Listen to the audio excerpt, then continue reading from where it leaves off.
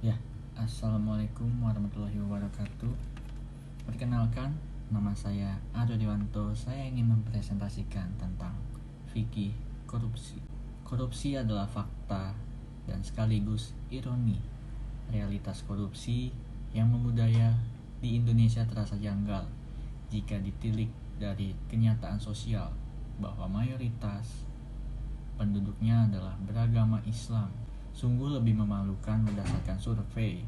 Justru lembaga-lembaga publik terkorup di Indonesia adalah lembaga seperti kepolisian, kejaksaan, legislatif, dan kalangan eksklusif. Institusi yang semestinya paling bertanggung jawab terhadap tegaknya demokrasi, hak asasi manusia, dan keadilan hukum. Berdasarkan publikasi Indeks Korupsi di Indonesia oleh Political dan Economic Risk Consultancy 2010, religiusitas umat muslim layak dipertanyakan kontribusinya bagi transformasi sosial. Indonesia adalah negara yang mayoritas penduduknya beragama Islam. Menurut survei PERC, Indonesia ditahbiskan menjadi negara paling korup dari 16 negara di Asia Pasifik dengan skor 9,007 dari angka 10 sebagai negara paling korupsi.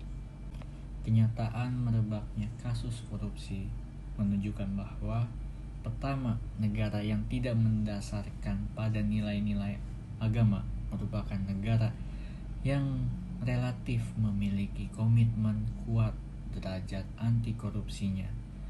Data yang dilansir oleh PERC menempatkan negara seperti di Jepang, Amerika Serikat, Hong Kong, Australia, dan Singapura sebagai wilayah yang relatif lebih baik dibandingkan dengan negara religius seperti Indonesia.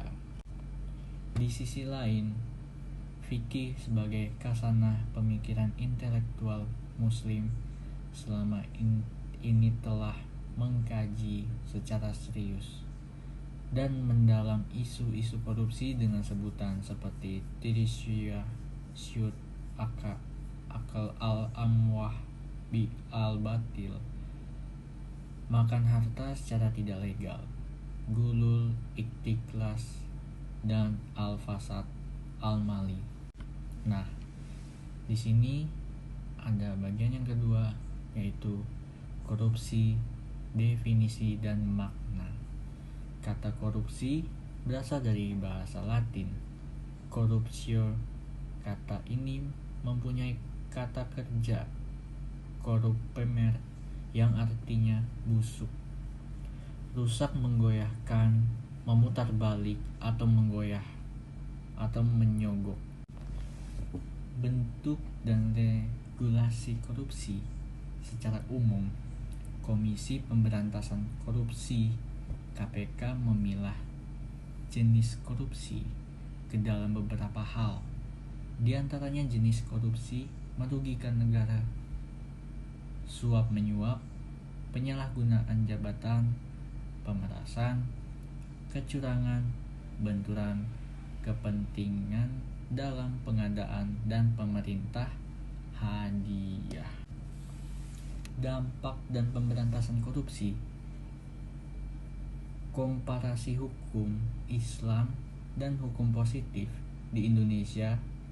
Dampak paling serius perilaku korupsi yang dilakukan para pejabat dan masyarakat adalah kemiskinan, penderitaan, dan terhambatnya pembangunan. Dan pada akhirnya semua pihak harus membayarnya. KPK mengidentifikasi dampak buruk yang ditimbulkan perilaku korupsi pejabat publik.